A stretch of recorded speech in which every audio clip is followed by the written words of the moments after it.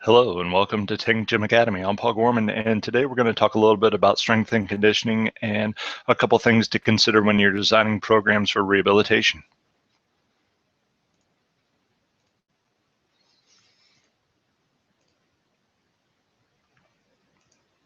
So this is part of our intellectual nourishment series. If you haven't caught one of these before, this is kind of part 3 in the strength and conditioning series. You can catch those at tankgym.com or on the YouTube channel Tank Gym.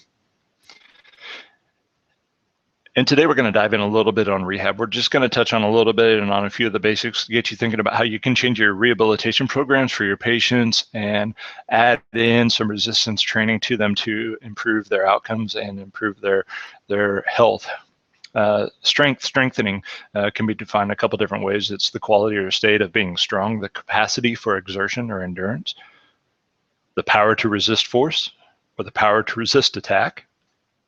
Okay, and all these things can be important in strength conditioning in rehab. Again, this is an awful lot of what we think of rehabilitation. Hopefully by the time we're done, we can change some of that. And if you've seen part 1 and part 2, we can implement other tools and apparatus into that. And hopefully we evolve away from always using pink weights when we think about rehab and weight training.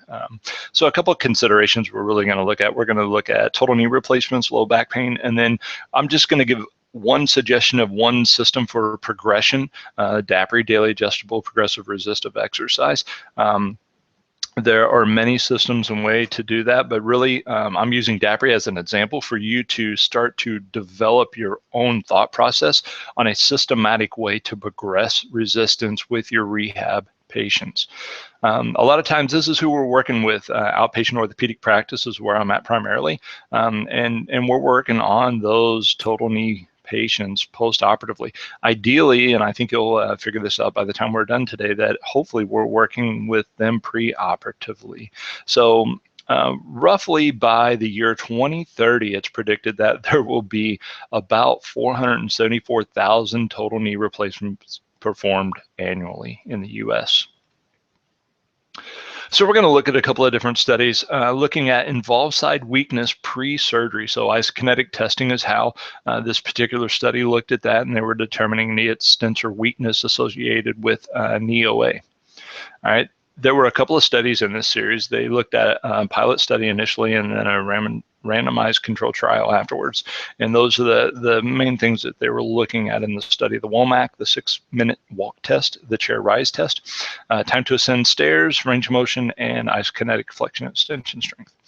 When we look at that pilot study, they started to form a basis of their hypothesis and methodology that they want to do.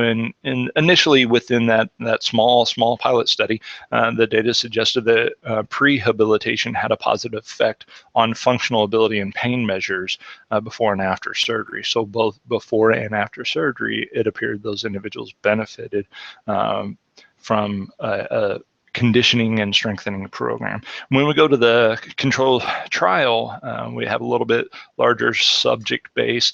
And that program consisted of 4 to 8 weeks of modest resistance training pre-operatively, 1 time a week in the clinic, 2 times a week at home. So the interesting things that they found is that when you talk about the usual care, okay, NSAIDs were discharged 1 week prior to surgery. Okay, and pain reports increased in the usual care. All right, usual care plus exercise. So this is the exercise group that got prehabilitation.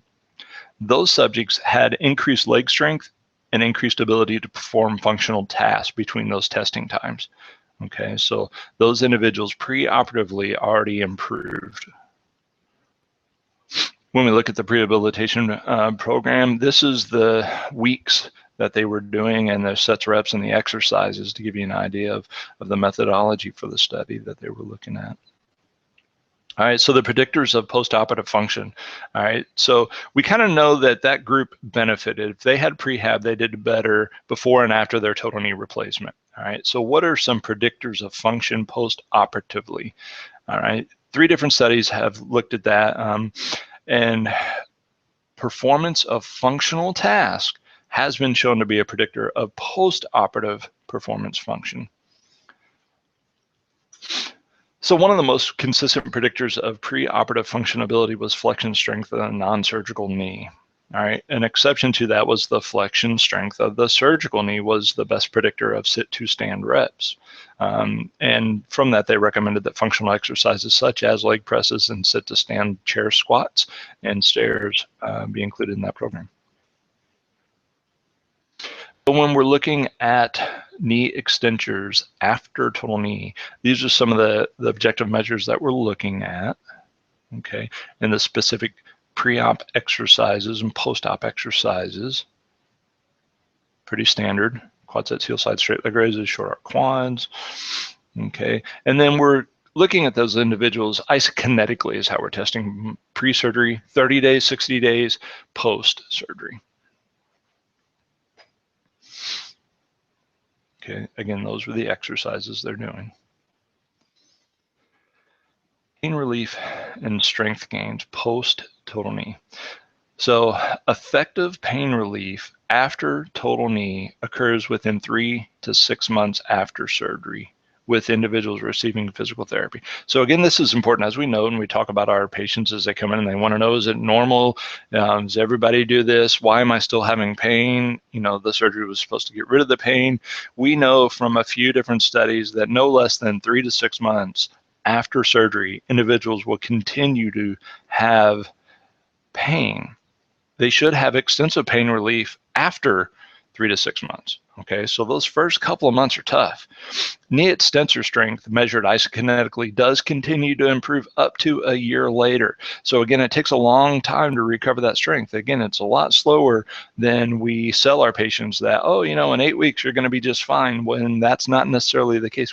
We need to educate and emphasize that they need to continue strengthening and performing their exercises well past that initial 8 or 10 or 12 weeks that they may have been told previously, but they do benefit. So looking next, another group that many of us see in our outpatient clinics, back pain, low back pain. Approximately 80% of North Americans will suffer from low back pain during their lifetime. That's huge. That's enormous.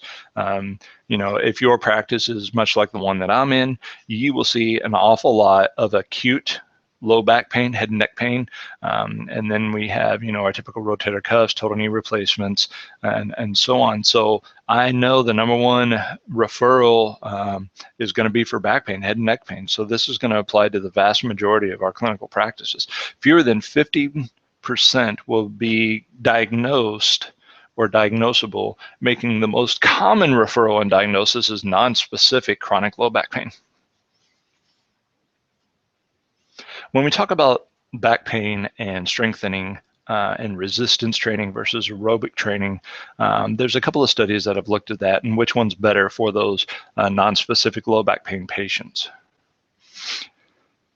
In this study, they looked at a 3 times a week, 20 to 25 minute exertion of aerobic training program. Okay, so most of those programs were either elliptical, treadmill, or stationary bike.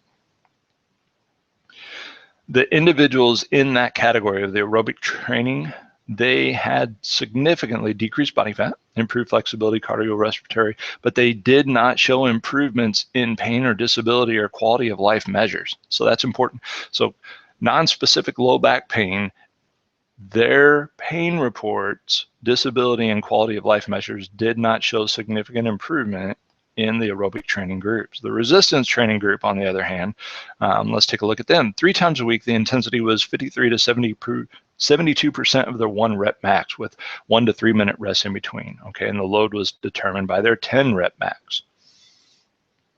These are the exercises that they performed in that, both free weight and fixed machines. And those in the resistance training group had decreased body fat, improved fitness, and they did report decreased pain, decreased disability, and improved quality of life measures. Again, resistance training showed benefit for those non-specific low back pain patients.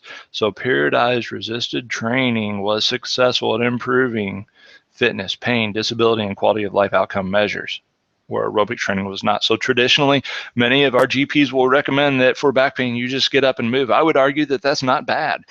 The main thing I would say, I would think with low back pain patients, we know an awful lot about our hip and knee pain patients that have contributed to some of that research that have led us to the knowledge that hip mobility is important. So if they are moving, if they're up and they're walking and they're cycling, I say that is of benefit, but I think we need to go a little bit further and perform resistance training with these individuals as well. We need to load them up with body weight exercises as a start. And I believe they will improve greatly with that. So that's not to say I don't think there is benefit in aerobic training, but it should not consist of solely aerobic training our non-specific low back pain patients. We need to add in that resistance training and take a look at them again wholly. If you've seen part of our other lecture series in the Tank Gym Intellectual Nourishment series, our part 1 and part 2 of the strength and conditioning, we talk a little bit about that perspective, how we need to be a little bit broader and define some of those things. And I think this also applies in that. And when we need to look at our population, we need to step back a little bit and take a big picture, a 10,000-foot view of what's going on and what will benefit them, and then try to progress them from there. There are many beneficial things that we can add to them. We just need to make sure we're targeting in on the things that they enjoy, because if they enjoy it, they will perform it, and that's the goal of our home exercise program. So again, if we kind of jump back in and look at the study a little bit, 50 to 64% of the change in pain and disability can be explained by the changes in upper and lower body strength gains as measured by the bench press and the leg press. So again, these individuals gained. They made improvements in all outcome measures with their resistance training in our non-specific low back pain patients, okay? How should we apply this? I would think it's important that, we get an accurate diagnosis. Okay, so again, a thorough eval either from your primary care physician or your evaluating clinician and therapist. We need to know what we're dealing with. So we need to make sure they're the correct person. So we need to do the right thing with the right person at the right time. Okay, there is not a one-size-fits-all program. We need to do the right thing with the right person at the right time. I can't say that enough. So your evaluations are important and they matter, and it helps determine and categorize individuals correctly so that we can do the right things with them, okay? When we get those non-specific patients with low back pain that fit those categories, we need to ramp them up to their strength and conditioning, okay? 2 to 4 week familiarization, working up to a 4-day-a-week volume and intensity will progress as goes from there. Okay, so when we talk about systems to progress, you got to have a little bit of a methodology, and you can't just go about it willy-nilly and just stack on weights and make up programs as you go along because it's fun and cool. You got to have a little bit of a progression. You got to know how much is too much and when. Okay, so this is not my suggestion that DAPRI is the best one-size-fits-all progression system. I just want to show you a thoughtful way to go about progression and determining where to start. Kenneth Knight first introduced DAPRI in one of his publications. Clinical Experiences in Athletic Training is one source that you can find that, and there's a couple others out there, and he's written and published a few articles about that to learn a little bit more. But again, it's just my example for you to start to think about thoughtful, developed progressions for strength and conditioning programs, especially when we talk about rehabilitation. You need to have a plan, okay? So a way to objectively determine the optimal time, the amount of weight, and when to increase that resistance, okay? So for DAPRI, we start with a working weight, 6 rep max, and we're estimating that, okay? The importance of exercising the uninjured and injured leg is emphasized, okay? So if we're talking about a unilateral surgery or injury, we wanna treat the individual bilaterally, okay?